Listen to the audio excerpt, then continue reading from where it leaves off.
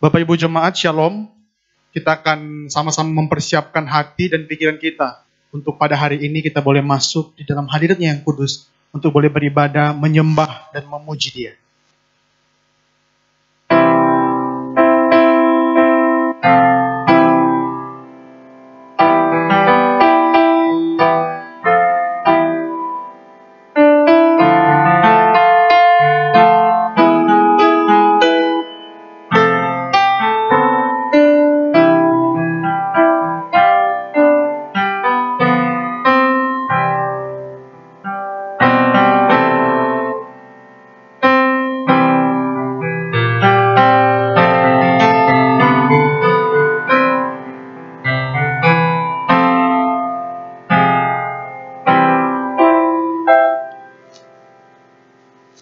Jemaat, ibadah pada hari ini kita mulai dengan satu pengakuan bahwa pertolongan kita adalah dalam nama Tuhan yang menjadikan langit dan bumi. Turunlah kiranya atas kita sekalian anugerah dan juga damai dari Allah Bapa, Allah Putra, dan Allah Roh Kudus. Amin.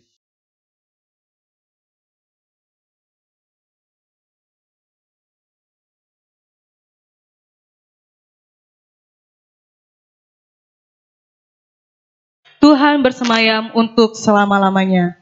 Tahtanya didirikannya untuk menjalankan penghakiman. Dialah yang menghakimi dunia dengan keadilan dan mengadili bangsa-bangsa dengan kebenaran. Mari kita puji Yesus yang adalah sumber segala rahmat, sumber kasih yang besar. Dia Alfa dan Omega, Maha Kasih yang ilahi.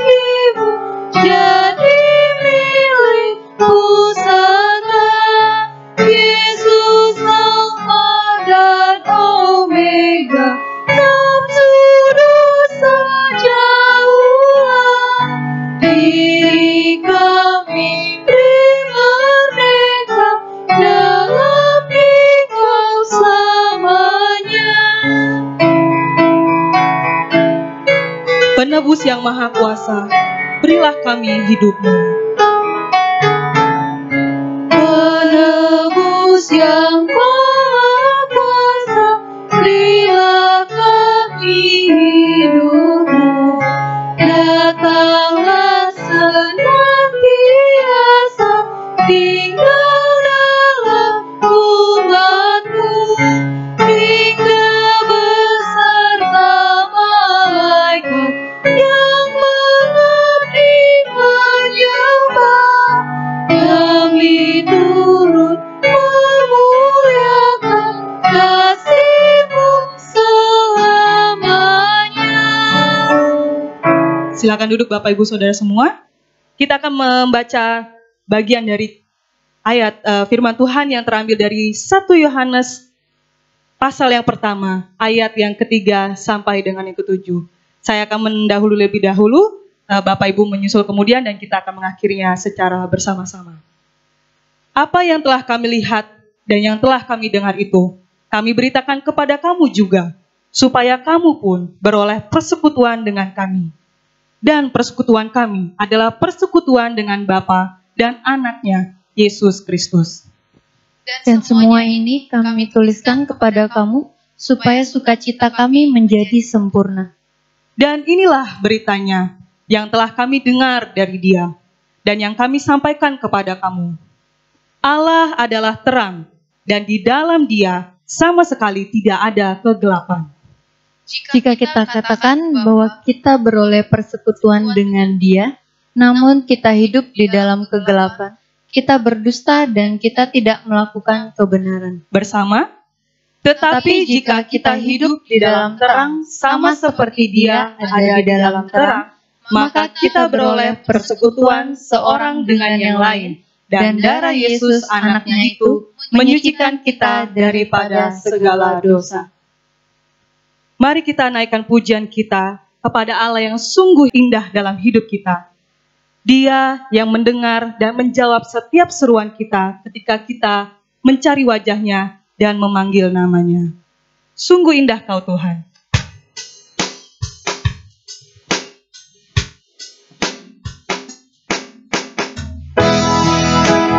Ku cari wajah-Mu, ku temukan kasih-Mu.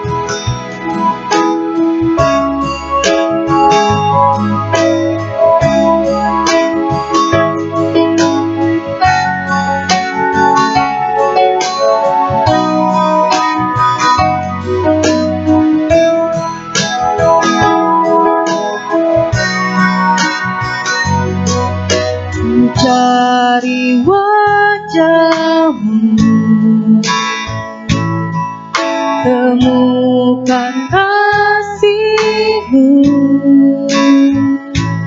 Kau bukan Tuhan yang jauh dariku.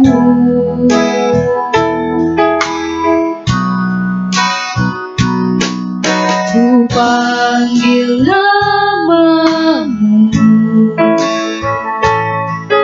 ku dengar jawab-Mu. Kau Tuhan yang selalu dengar seruan hatiku. Sungguh indah Kau Tuhan, sungguh indah Kau Tuhan, penuh kasih dan sayang. Kau tempat perlindungan bagi setiap hati yang terluka. Sungguh indah Kau Tuhan, sungguh indah Kau Tuhan. Engkau menara perlindungan kami, menara perlindungan. Kau sumber kekuatan bagi semua orang yang membutuhkan. Mari kita cari wajah-Nya, maka Dia akan menunjukkan kasih-Nya pada kita. Ku cari wajah-Mu, temukan kasih-Mu. Percayalah saudara, Dia bukan Tuhan yang jauh dari kita. Tuhan yang jauh dariku.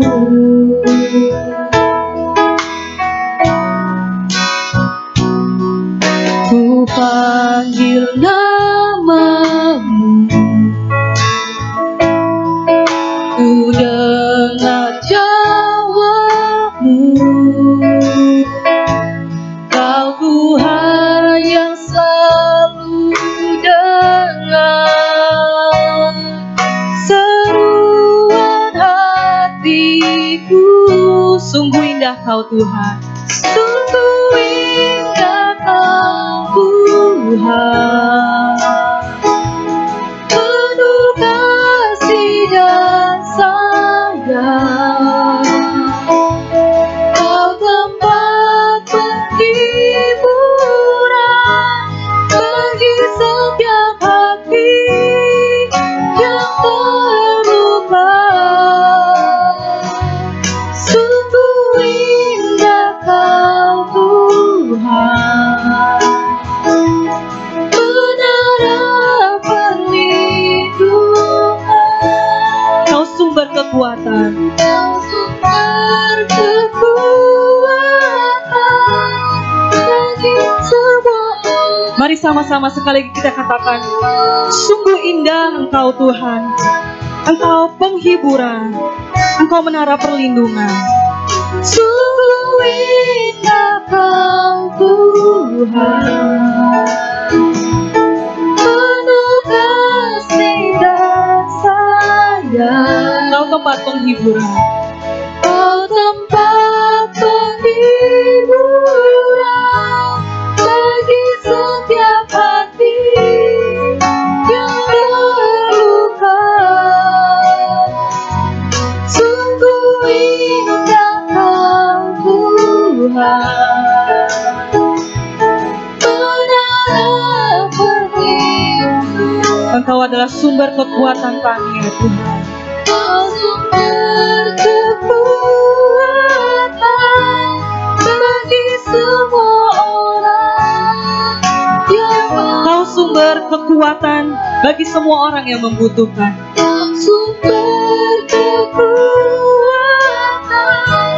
bagi semua orang yang membutuhkan. Biar setiap hari kita semakin mengalami keindahan Tuhan dalam hidup kita.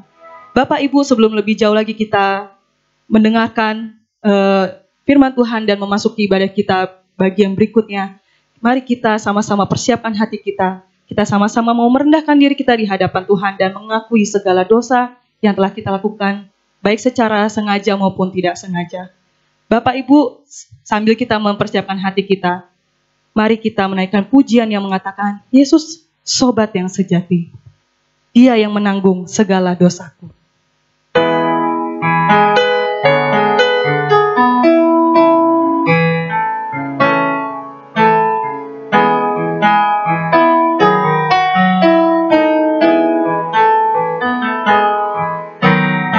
Yesus sobat yang sejati, tanggung segala dosaku.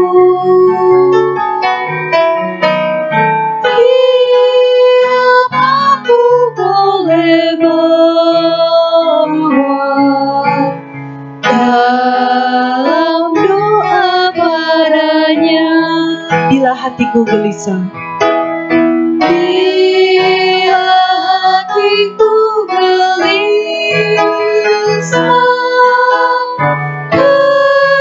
percobalah berlelah. mari kita bersandar pada Yesus. Bersandarlah pada Yesus, berdoalah padanya.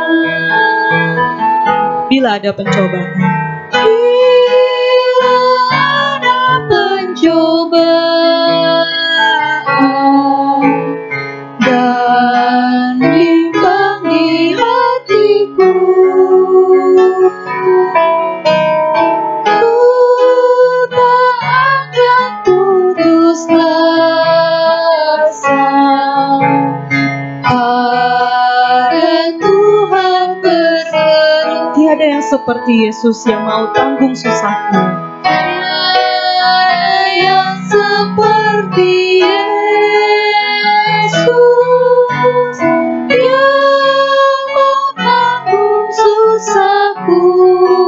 Karena Dia menguatkan kita. Yesus tak menguatkanku.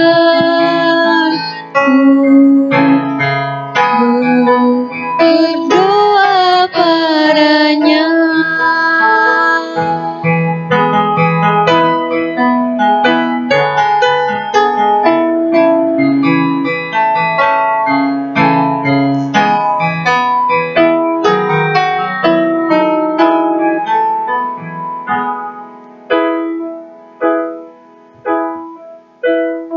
Bapak Ibu jemaat, kita bersyukur kalau hari ini kita boleh diundang oleh Tuhan untuk boleh datang sekali lagi untuk melihat siapa kita yang begitu terbuka di hadapan Tuhan.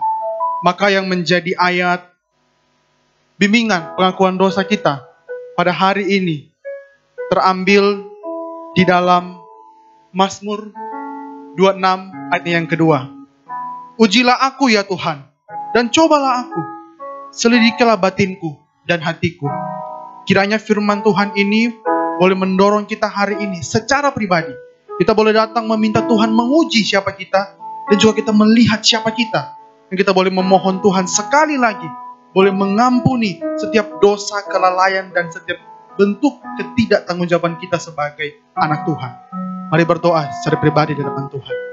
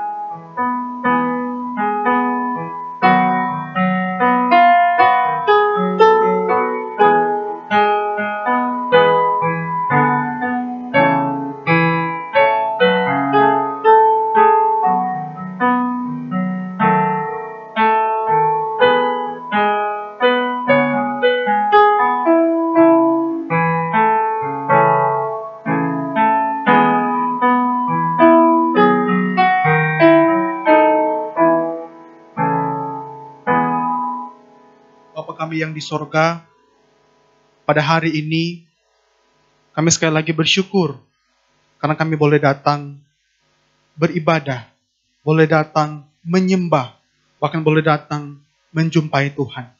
Kami bersyukur karena ada Tuhan Yesus yang sudah boleh menjadi perantara dan juga pendamai di hidup kami, sehingga kami boleh bertemu, bahkan boleh diizinkan Tuhan untuk hari ini boleh beribadah. Bahkan kami juga boleh bersyukur kalau Tuhan sudah menebus kami, sudah mengasihi kami, sejak kami masih menjadi orang berdosa. Bahkan kami juga bersyukur kalau sampai saat ini, kasih Tuhan boleh kami rasakan. Tuhan, selain kami bersyukur karena kebaikan itu, kami juga sekali lagi boleh datang untuk memohon ampun, memohon belas kasihan Tuhan. Karena kami sadar Tuhan, kami tahu diri kami tahu juga siapa kami, dan kami juga sadar siapa kami di dalam Tuhan. Kami manusia baru, kami anak-anak Tuhan, kami orang percaya.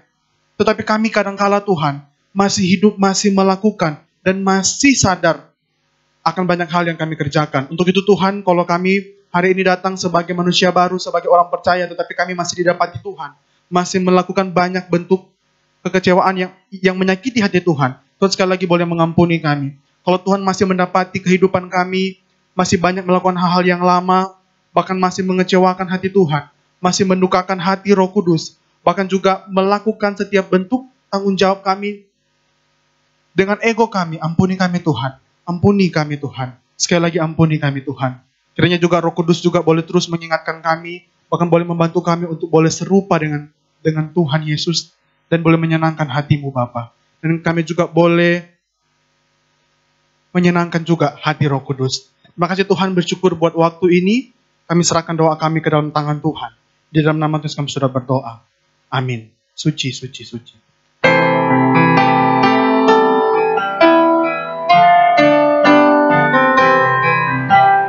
Suci, suci, suci, Allah Maha Kuasa. Kami hari ini memuji rahmat-Mu. Suci, suci, suci. Suci, suci, Allah kasih, Allah Tritunggal. Patut kita puji.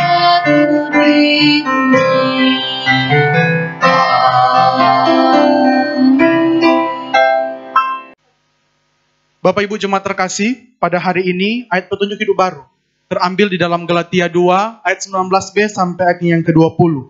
Aku telah disalibkan dengan Kristus, namun aku hidup, tetapi bukan lagi aku sendiri yang hidup, melainkan Kristus yang hidup di dalam aku. Dan hidupku yang kuhidupi sekarang di dalam daging adalah hidup oleh iman dalam Anak Allah yang telah mengasihi aku dan menyerahkan dirinya untuk aku. Bapak Ibu, kiranya firman Tuhan ini boleh mendorong untuk kita mengetahui dan sadar siapa kita di hadapan Tuhan. Kita adalah manusia baru, maka semestinya Kristus yang harus memenuhi dan boleh menghantar kita untuk makin hari semakin serupa Dia tentunya.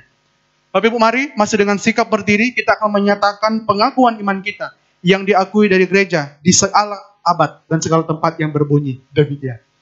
Aku percaya kepada Allah, Bapa yang Maha Kuasa, Khalik langit dan bumi, dan kepada Yesus Kristus, Anak yang tunggal Tuhan kita, yang dikandung daripada Roh Kudus, lahir dari anak darah Maria, yang menderita sengsara di bawah pemerintahan Pontius Pilatus, disalibkan, mati dan dikuburkan, turun ke dalam kerajaan maut, pada hari yang ketiga bangkit pula dari antara orang mati, naik ke surga, duduk di sebelah kanan Allah, Bapa yang Maha Kuasa, dan dari sana Ia akan datang untuk menghakimi orang yang hidup dan mati. Aku percaya kepada Roh Kudus, gereja yang kudus dan am, persekutuan orang kudus, pengampunan dosa, kebangkitan tubuh, dan hidup yang kekal. Amin. Bapak Ibu boleh kembali duduk di kursi masing-masing yang berada di rumah masing-masing.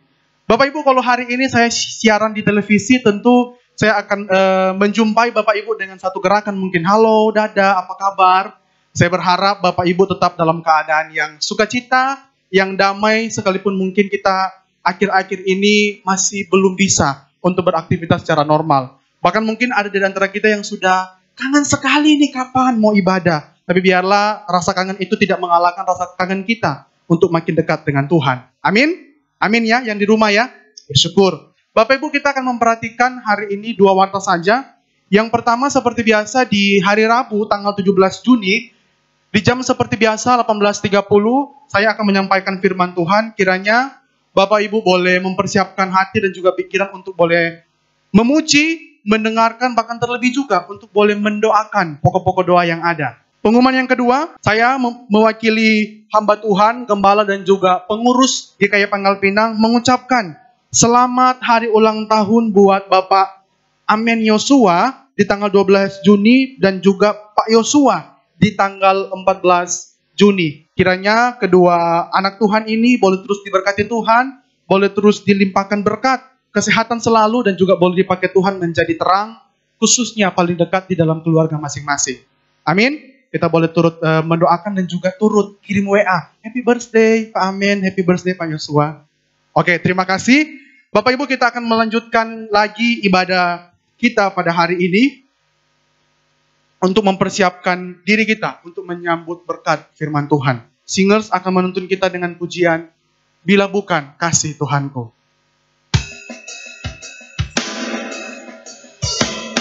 Pujian ini boleh mengantar kita untuk boleh merefleksikan bagaimana Tuhan yang meninggalkan sorga yang mulia mau mati di tempat yang hina untuk menebus kita.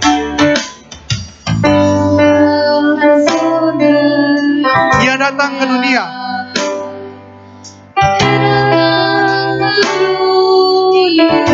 di Golgota, Dia disalibkan, mati untuk mengasihi kita. Salibkan, mati untuk kita semua, mati untuk kita semua. Jikalau bukan, kalau bukan, kita bersyukur ya buat kasih Tuhan kita. Tuhanku, laut akan surut, bintang akan redup. Surut akan redup. Jikalau bukan kasih Tuhanku, tiada harapan surga bagiku, surga bagiku.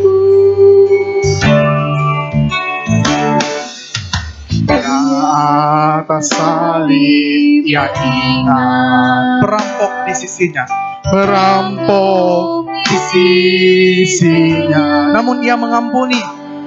Dengan kasih Ia mengampuni dan memberikan keselamatan.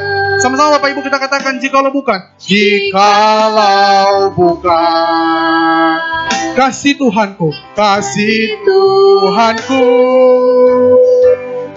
laut akan surut, bintang akan redup, akan redup. Jikalau bukan kasih Tuhanku, tiada harapan.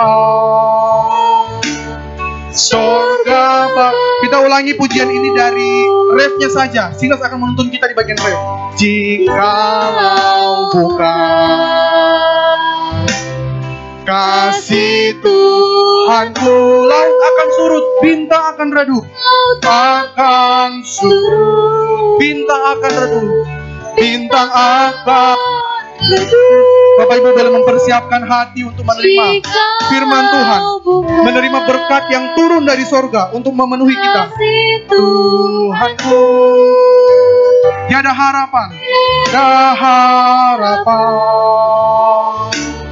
Sorga tiada harapan, sorga bagiku. Tiada harapan, sorga bagiku. Kepada Guru Injil Michael dipersilakan.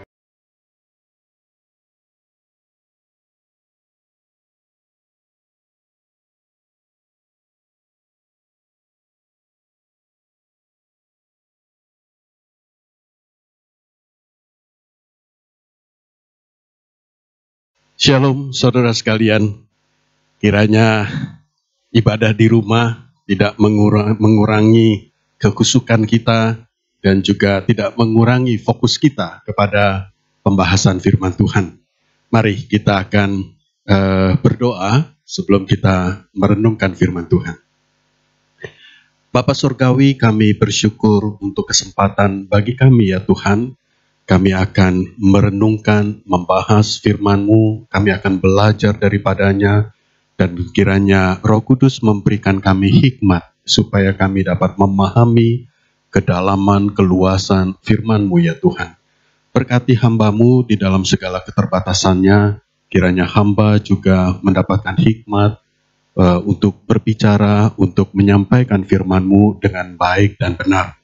Terima kasih Tuhan, kami serahkan waktu ke depan ini, kami serahkan keberadaan kami, kiranya Engkau menolong kami di tengah-tengah suasana yang mungkin kurang mendukung, tetapi dengan pertolongan-Mu kami percaya kami dapat menerima firman-Mu dengan baik. Terima kasih Tuhan, kami berdoa di dalam nama Yesus. Amin.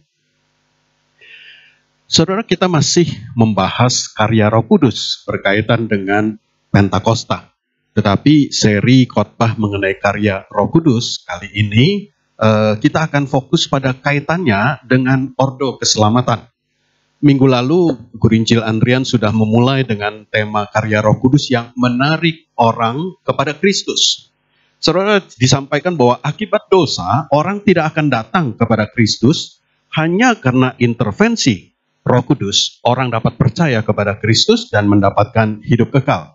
Itu adalah langkah awal yang dikerjakan oleh Roh Kudus. Langkah selanjutnya yang dikerjakan oleh Roh Kudus adalah melahirbarukan.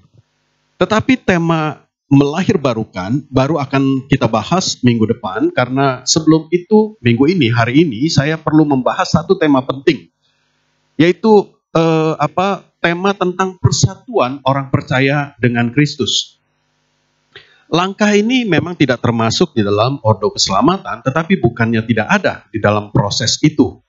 Doktrin ini juga jarang dibahas dalam khotbah, tetapi sesungguhnya sangat penting, saudara.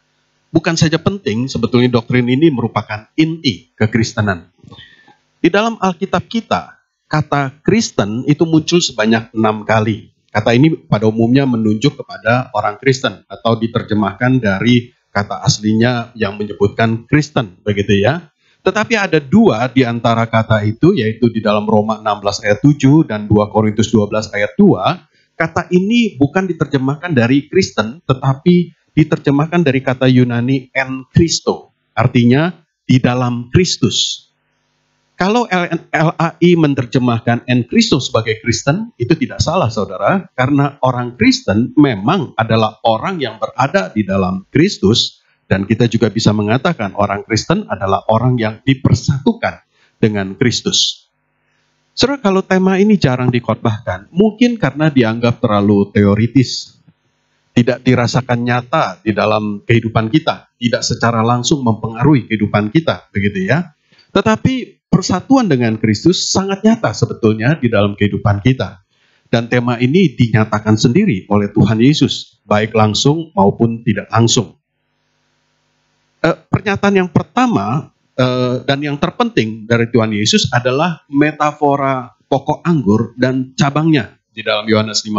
Saya bacakan ayat 4 dan 5. Tinggallah di dalam aku dan aku di dalam kamu. Sama seperti ranting tidak dapat berbuah dari dirinya sendiri kalau ia tidak tinggal pada pokok anggur. Demikian juga kamu tidak berbuah jikalau kamu tidak tinggal di dalam aku.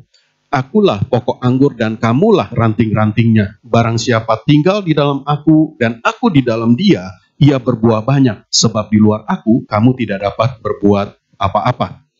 Saudara, jelas sekali secara harafiah metafora ini begitu kuat menggambarkan kesatuan hubungan Kristus dengan jemaat. Sebatang ranting jelas tidak akan bisa hidup sendiri terlepas dari batang pokoknya. Demikian juga kita harus bersatu dengan Kristus begitu rupa sehingga jaringan sel-sel tubuh kita terjalin menyatu dengan tubuh Kristus. Pernyataan kedua adalah di dalam doa Yesus pada perjamuan terakhir bersama para murid. Perjamuan itu dinyatakan, persatuan itu dinyatakan secara jelas di dalam doa itu.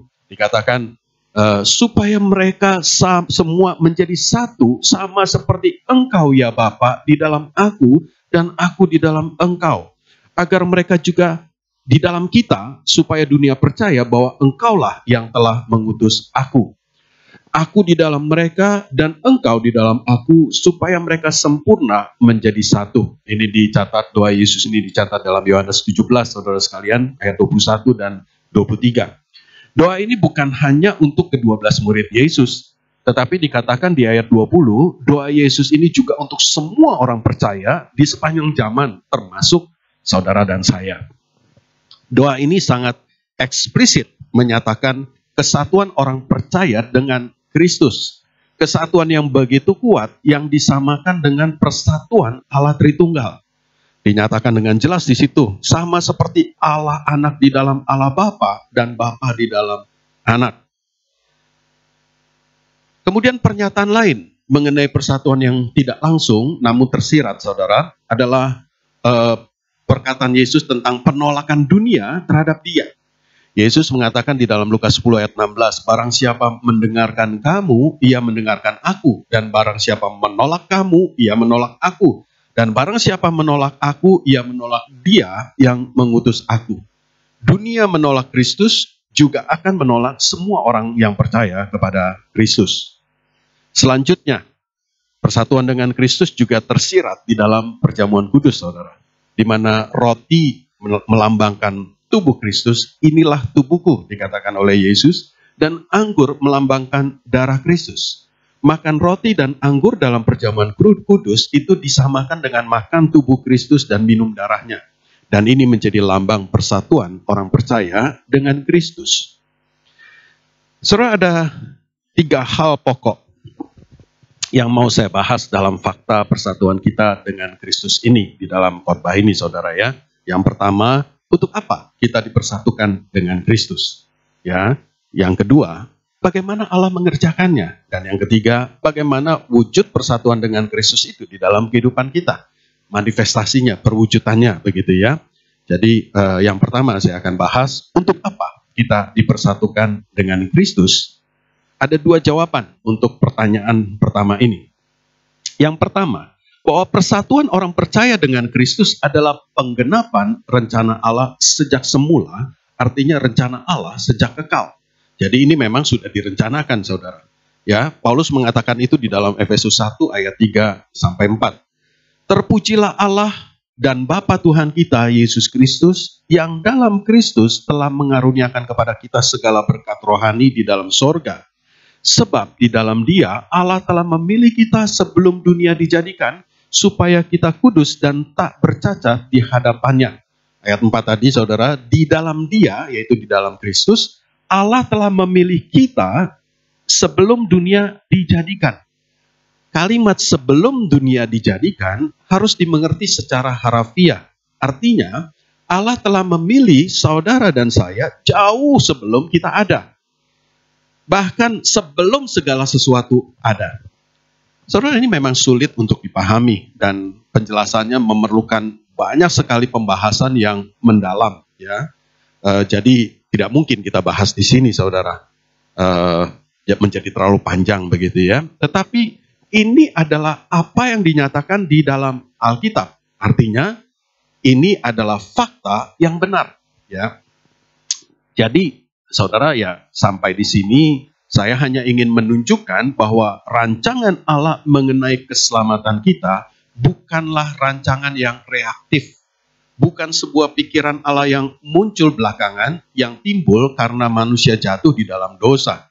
Melainkan memang sudah ada di dalam rencana Allah sejak semula, sebelum segala sesuatu ada, ya. Saudara, Allah di dalam kemahatauannya, Allah tahu bahwa manusia ciptaannya akan jatuh di dalam dosa dan terpisah darinya. Tetapi Allah mau manusia tetap ada di dalam persekutuan kekal dengan Dia.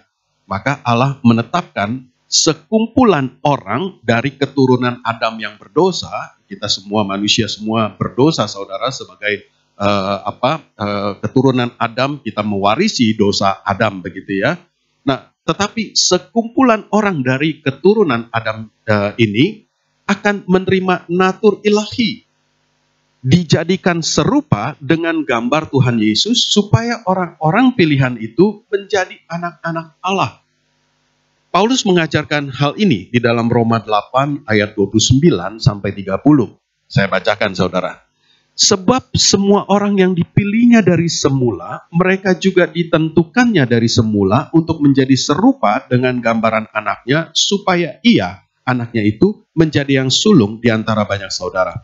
Dan mereka yang ditentukannya dari semula, mereka itu juga dipanggilnya, dan mereka yang dipanggilnya, mereka itu juga dibenarkannya. Dan mereka yang dibenarkannya, mereka itu juga dimuliakannya. Jadi persatuan dengan Kristus sebetulnya adalah jalan untuk persatuan manusia yang terhilang oleh dosa dengan Allah. Persatuan yang sudah dirancang sejak semula ini digenapi di dalam Yesus Kristus melalui Roh Kudus.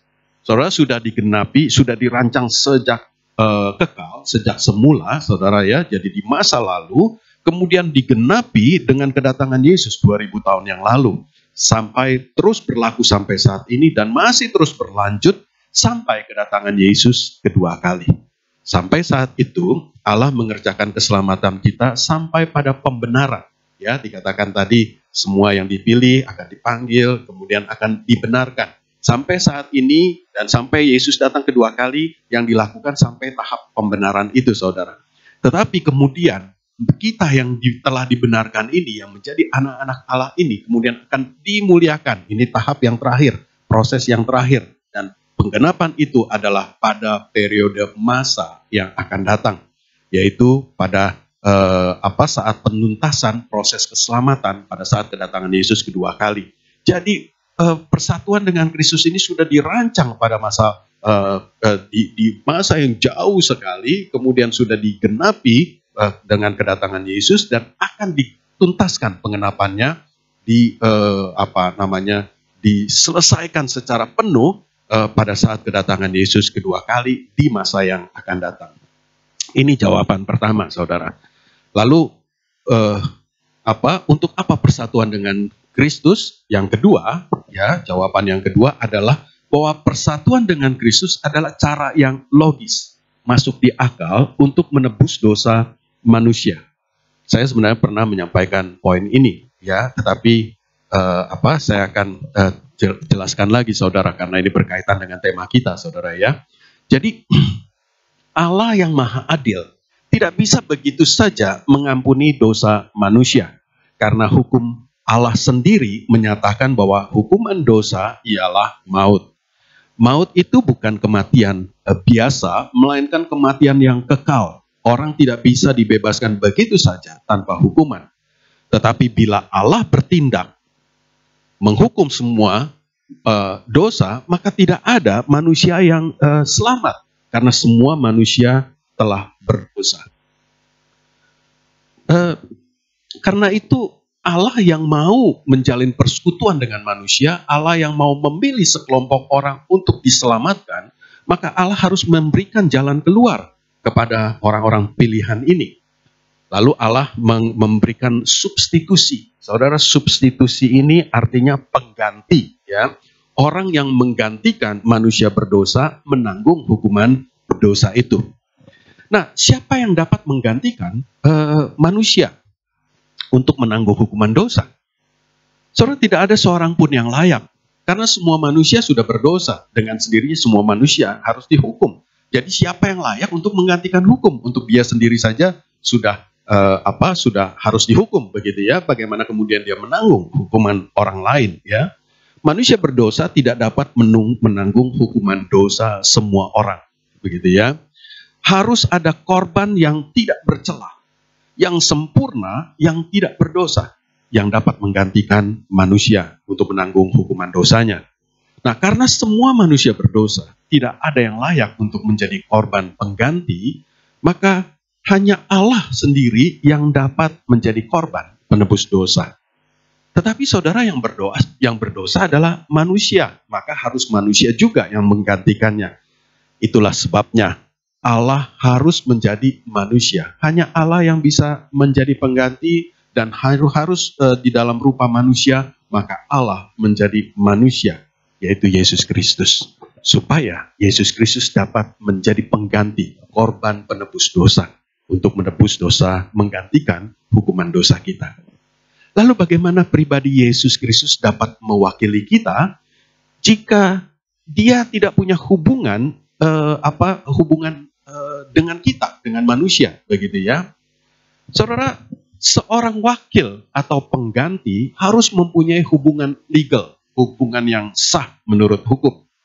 Saudara, kalau kita misalnya mewakili seseorang mengambil uang tabungannya di bank, begitu ya, apakah kita bisa datang ke bank lalu bawa buku tabungan mau ambil begitu saja, saudara? Tidak bisa. Karena harus ada tanda tangan yang persis sama dengan pemilik tabungan itu. Yang bisa dilakukan adalah orang boleh diwakilkan, tetapi harus ada surat kuasa. Surat kuasa itu harus ditandatangani di atas meterai, saudara.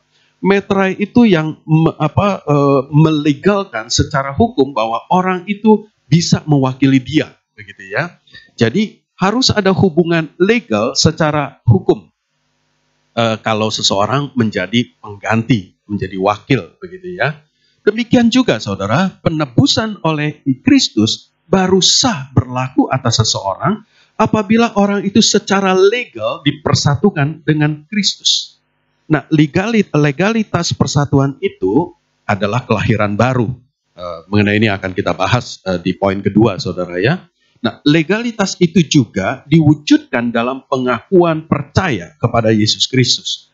Orang yang mengaku percaya kepada Yesus adalah Tuhan dan bahwa Dia adalah satu-satunya jalan keselamatan, maka pengakuan ini adalah pengakuan yang legal bahwa orang itu dipersatukan dengan Kristus, sehingga Kristus dapat mewakili dia menggantikan hukuman dosanya.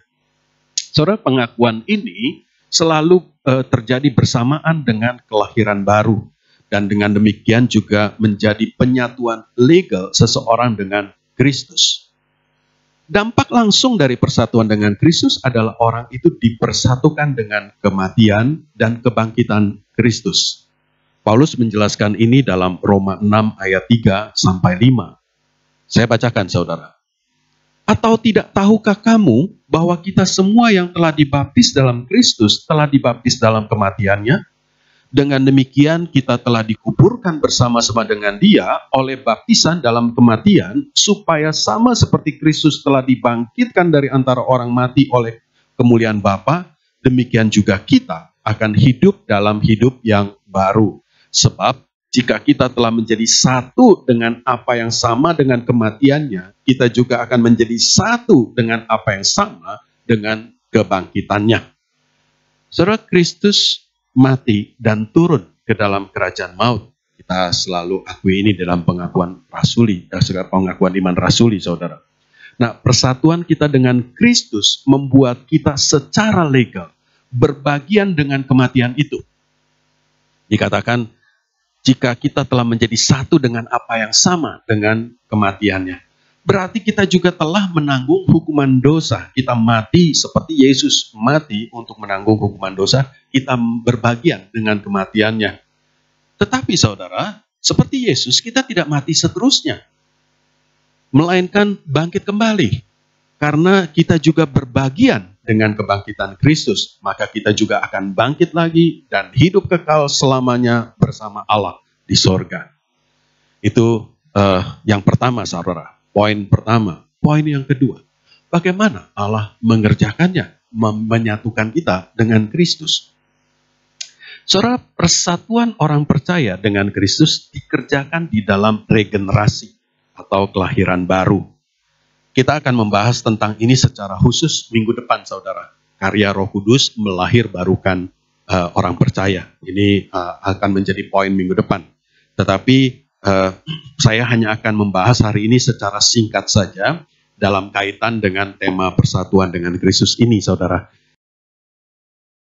Persatuan dengan Kristus dalam kelahiran baru dapat kita pahami dengan pembandingan dengan kelahiran Kristus secara fisik. Allah yang menjadi manusia melalui rahim anak darah Maria. Kelahiran Yesus menjadi gambaran untuk kita dapat memahami kelahiran baru orang percaya. Saudara, Yesus Kristus adalah Allah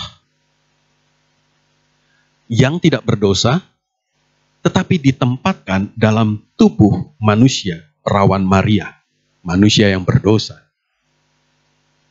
Untuk sesaat, sepertinya kehidupan ilahi Yesus telah ditelan di dalam Maria. Maria yang manusiawi, saudara ya.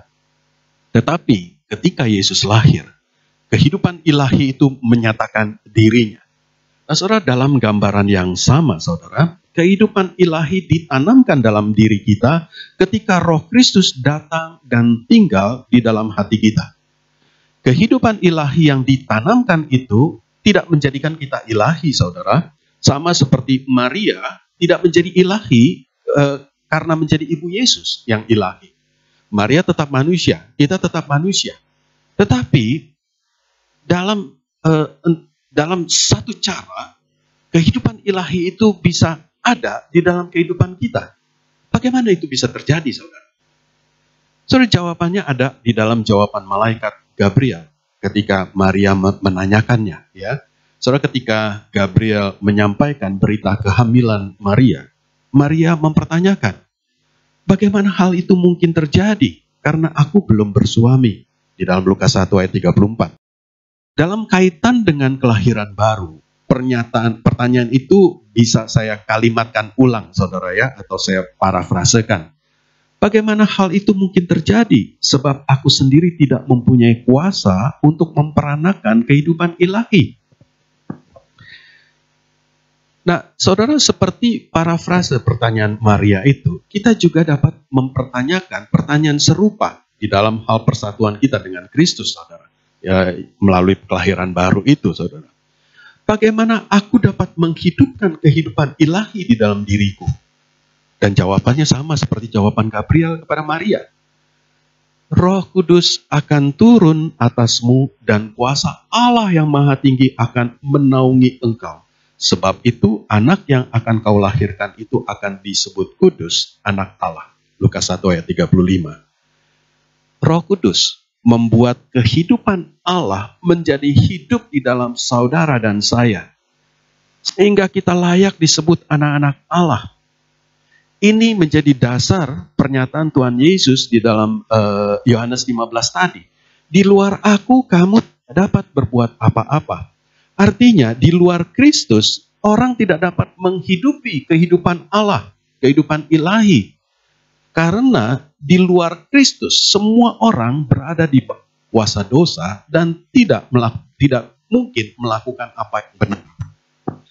Orang harus dilahirbarukan oleh Roh Kudus dan dengan demikian dipersatukan dengan Kristus. Di dalam Kristus orang ditebus dosanya. Dia tidak lagi di bawah kuasa dosa, melainkan bersatu dengan Kristus. Ini yang kedua. Yang terakhir, yang ketiga, saudara. Bagaimana wujud persatuan dengan Kristus itu di dalam kehidupan kita?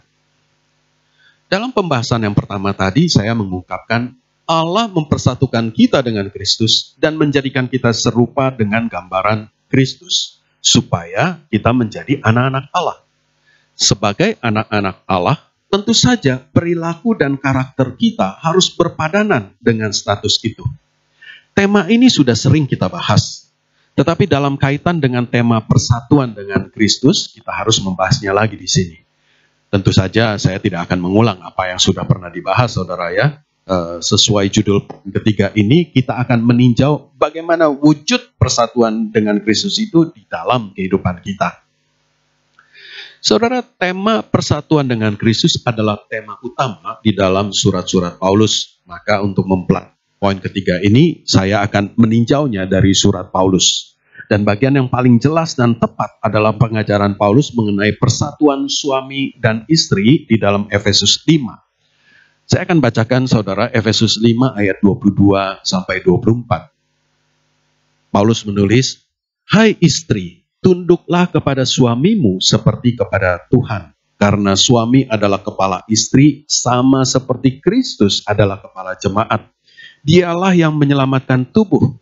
Karena itu sebagaimana jemaat tunduk kepada Kristus, demikian jugalah istri kepada suami dalam segala sesuatu." Kemudian di ayat 25 sampai 30, Paulus menasehati suami agar mengasihi istri dan memperlakukannya seperti Kristus mengasihi dan memperlakukan jemaat, yang adalah anggota tubuhnya sendiri. Jemaat yang adalah mempelai wanita Kristus. Dan di ayat 32, Paulus kemudian menulis, "Rahasia ini besar, tetapi yang aku maksudkan ialah hubungan Kristus dan jemaat." Jadi Paulus menyamakan menggambarkan hubungan Kristus dengan jemaat itu dengan hubungan suami dengan istri. Kemudian dikatakan rahasia hubungan suami istri ini besar karena yang ia maksudkan adalah hubungan Kristus dan jemaat.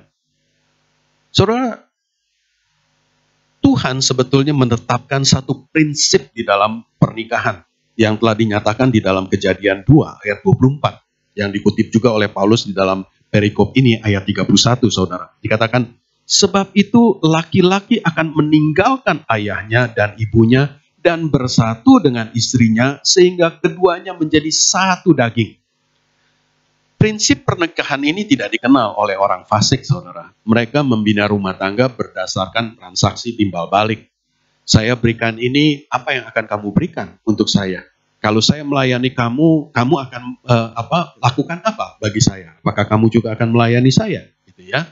Bahkan pernikahan yang didasari cinta sekalipun, saudara, yang dimana suami dan istri itu saling mengaku saling mencintai, begitu ya. Itu juga tidak luput bersifat transaksional. Karena cinta manusia yang natural adalah cinta yang transaksional. Saya mencintai kamu sedalam ini. Lalu berapa dalam cintamu kepadaku, begitu ya. Tetapi saudara, pernikahan Kristen tidak mengikuti pola transaksional seperti itu. Pernikahan Kristen seperti diajarkan oleh Paulus adalah penyatuan suami dan istri yang begitu erat. Seperti menjadi satu daging. Nah, bayangkan, bagaimana saudara dapat memisahkan satu potongan daging yang sel-selnya saling terikat menjadi satu dalam jaringan-jaringan yang tidak terpisahkan. Kecuali dengan memotongnya, berarti ada sel-sel yang dipotong dan dilukai, begitu ya saudara ya. Nah, persatuan suami istri Kristen adalah persatuan kasih yang melibatkan keselarasan pikiran, keselarasan jiwa, dan keselarasan kehendak. Segala sesuatu diselaraskan satu sama lain. Sehingga dua pandangan, dua sifat, dua karakter, dua pemikiran itu dijadikan satu. Gitu ya. Maka dikatakan menjadi satu daging. Begitu ya. Nah saudara, di dalam pernikahan Kristen itu, suami dan istri tidak memikirkan hal-hal mengenai keluarga itu sendiri-sendiri. Suami mikir sendiri, istri mikir sendiri, lalu jalan sendiri-sendiri melakukan kehendaknya, begitu saudara ya. Suami istri melakukan kehendak bersama, bukan kehendak masing-masing. Segala sesuatu dipikirkan bersama dengan mengutamakan kepentingan bersama, bukan kepentingan sendiri yang diutamakan. Contoh dari pernikahan ini dapat dilihat di dalam budaya Tionghoa dan juga budaya Barat, saudara. Dalam budaya Tionghoa, yang sayangnya tidak diikuti oleh orang Tionghoa di Indonesia, saudara. Jadi sekarang sudah tidak ada, hampir tidak ada budaya ini, saudara ya, bahwa nama seorang wanita yang menikah tidak digunakan lagi. Nama gadisnya setelah menikah, dia tidak gunakan lagi nama gadisnya, begitu ya. Khususnya di dalam relasi formal, saudara. Namanya berubah mengikuti nama suami. Misalnya nama Nona Mimi Lee ketika gadis, saudara ya, akan berubah menjadi Nyonya Mimi Thanos ketika dia menikah dengan Tuan Thanos. Selain nama yang berubah mengikuti nama suami, pada hari dia menikah dengan seorang laki-laki, maka seorang istri tidak lagi bisa mewakili dirinya pribadi dalam urusan hukum, dalam urusan legal. Saudara, khususnya dalam hutang piutang, saudara ya, setelah menikah, seorang suami atau seorang istri tidak bisa mewakili dirinya pribadi. Di dalam misalnya hutang piutang, ketika mereka menandatangani perjanjian hutang piutang, saudara ya, tidak bisa suami menandatangani sendiri, harus istri juga ikut menandatangani. Begitu sebaliknya, istri tidak bisa mewakili dirinya sendiri, suaminya harus ikut serta, begitu ya. Itu di dalam peraturan legal, saudara. Nah, fakta legal soal hutang piutang ini juga terjadi di dalam kesatuan kita dengan Kristus. Kristus mempelai laki-laki dari jemaat telah membayar hutang dosa kita. Hutang dosa jemaat dengan menanggung hukuman atas dosa itu. Ya, sama seperti pernikahan suami istri, kedua-duanya menanggung, saudara, dari hutang yang lain, begitu ya. Nah, itu selain dari aspek legal, persatuan suami dan istri juga membawa perubahan-perubahan sosial, psikologis, emosi, dan sebagainya dari keduanya, saudara. Setelah menikah, seorang wanita tidak akan memandang pria dengan cara yang sama dengan ketika dia masih lajang. Begitu juga seorang suami, saudara. Nah, kemudian juga wanita juga akan meninggalkan kebiasaan-kebiasaan lama yang tidak sesuai dengan status barunya. Dia tidak mungkin akan terus diam di tempat tidur, saudara, bangun siang-siang begitu ya. Kemudian biar aja urusan rumah tangga diurus pembantu, dia tidak urus begitu ya. Tidak bisa, saudara. Tidak bisa seperti dulu. Sekarang dia punya tanggung jawab untuk mengurus rumah tangga, maka dia harus melakukan tugasnya. Dia juga akan membina relasi-relasi baru dengan dari keluarga dan teman-teman suaminya. Tidak bisa dia kemudian tidak mau bergaul dengan relasi suaminya, begitu ya. Dia harus kemudian masuk di dalam relasi yang baru itu.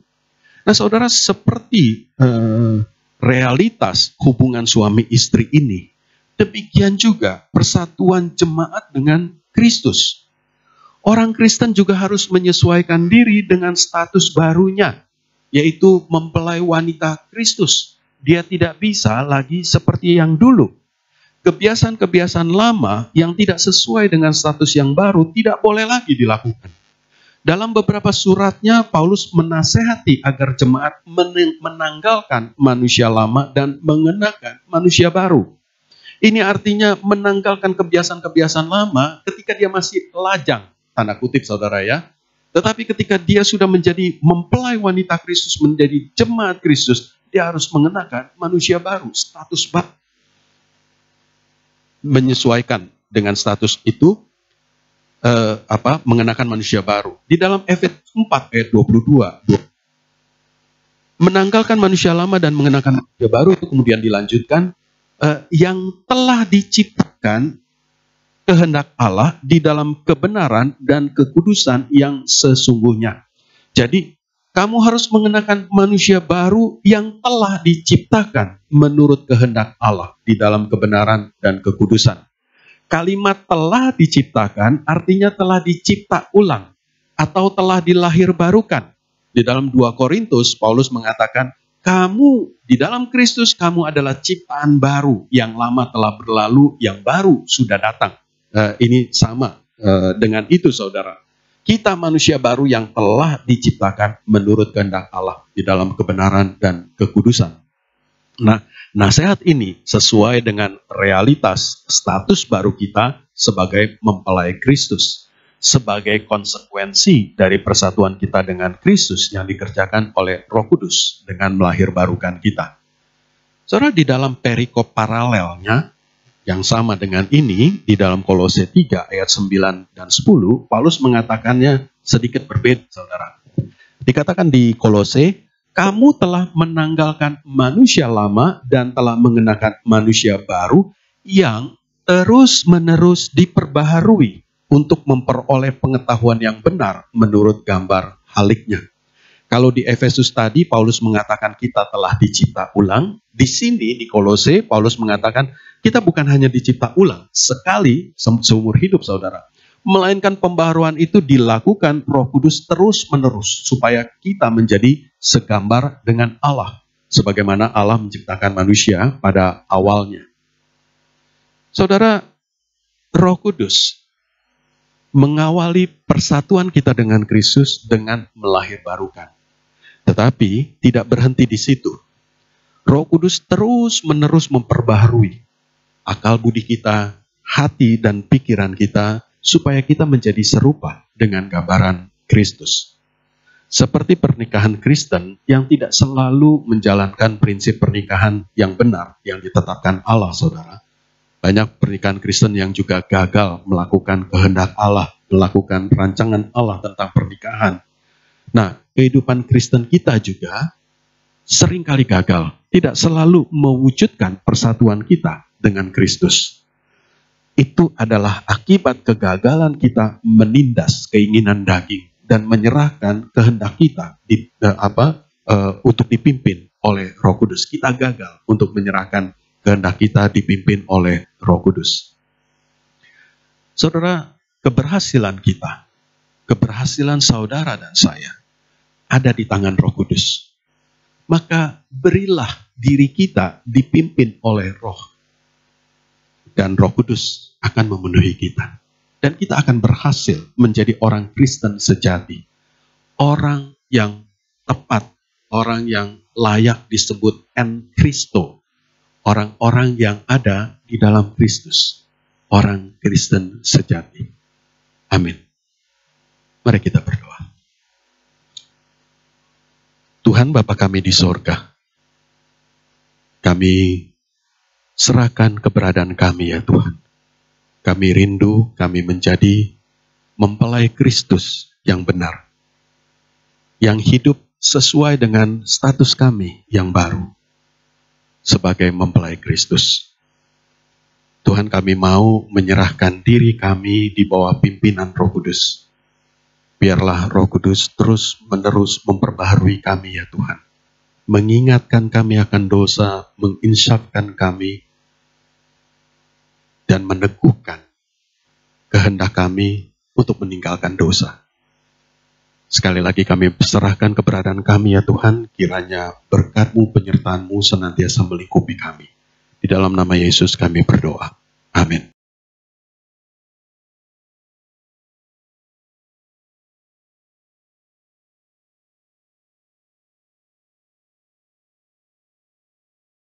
Bapak Ibu, kita bersyukur untuk pemberitaan firman yang sudah disampaikan, untuk meresponi firman Tuhan pada hari ini, dan kita juga akan membawa persembahan kita sebagai ucapan syukur kita kepada Tuhan. Kita akan menyanyikan pujian, bangunkan kami.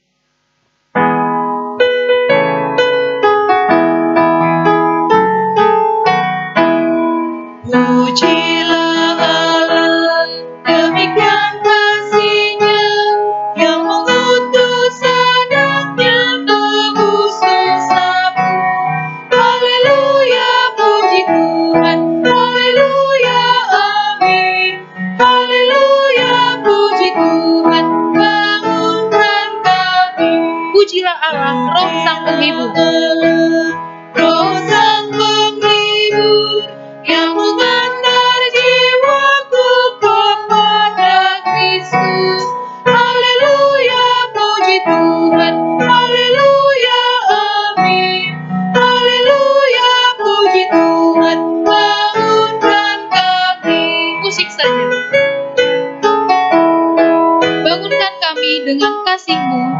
api Roh Kudus.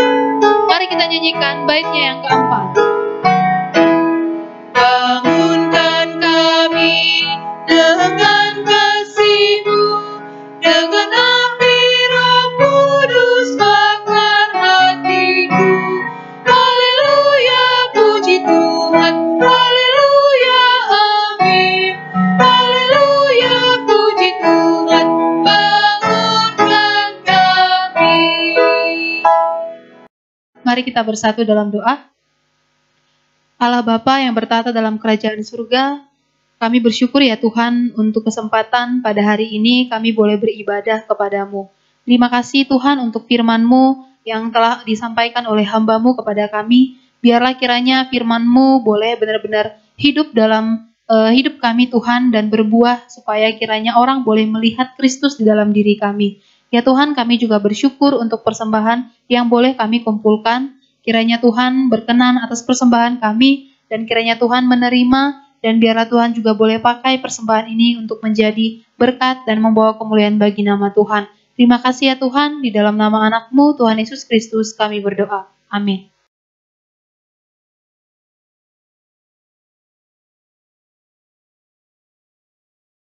Saudara, kehidupan normal sebetulnya belum diberlakukan begitu ya, tetapi pemerintah sudah mulai siap-siap. Tetapi meskipun siap-siap, masyarakat sudah melonggarkan sendiri kegiatannya, sehingga kita melihat sudah tempat-tempat wisata sudah ramai, orang-orang juga pada sudah pergi ke pantai, jalan-jalan dan sebagainya. Saudara, mari saya ajak kita berdoa supaya di tengah-tengah pandemi ini, sementara penularan masih mungkin terjadi, saudara, dan tetapi masyarakat melakukan kegiatan seperti sudah normal, kita berdoa supaya Tuhan menolong, supaya jangan lagi ada penularan, supaya memberikan juga hikmat kepada masyarakat, walaupun sudah merasa bebas, tetapi biarlah mereka juga secara berhikmat betul-betul menjaga diri. Dan Tuhan memberikan daya tahan tubuh, memberikan kesehatan kepada kita semua. Mari kita berdoa bersama. Bapa Surgawi, kami bersyukur ya Tuhan. Mungkin sekarang sudah lebih baik. Pandemi ini sudah menurun. Tetapi kami seharusnya masih tetap waspada karena masih ada yang terjangkit. Masih ada penambahan-penambahan orang yang sakit. Tuhan, karenanya kami menyerahkan ya Tuhan. Ketika kami, masyarakat juga semua sudah merasa bebas, nah, kiranya Engkau juga beri kami hikmat supaya kami juga berhati-hati, kami tetap waspada. Di tengah keinginan kami untuk bersosialisasi, kiranya Engkau juga berikan kami hikmat supaya kami tetap menjaga kesehatan, kami tetap melindungi diri, supaya kami tidak menularkan kepada orang lain dan kami juga tidak tertular. Tuhan, kiranya Engkau juga memberikan kami kesehatan tubuh yang baik. Engkau juga menolong supaya kami mempunyai daya tahan tubuh yang baik. Terima kasih Tuhan. Kami berdoa di dalam nama Yesus. Amin. Saudara, mari kita akhiri ibadah kita dengan pujian kepada Allah Tritunggal, doksologi.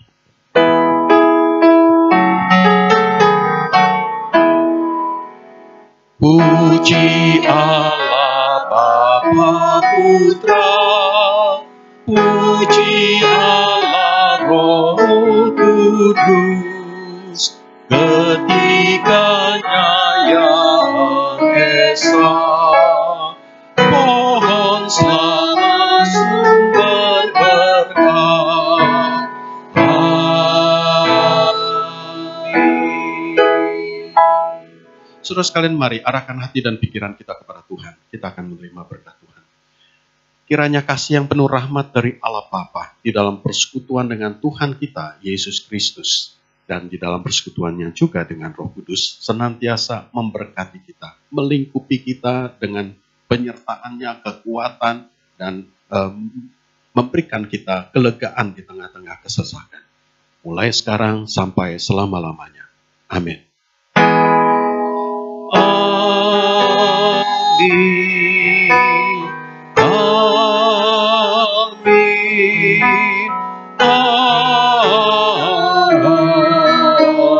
Amin.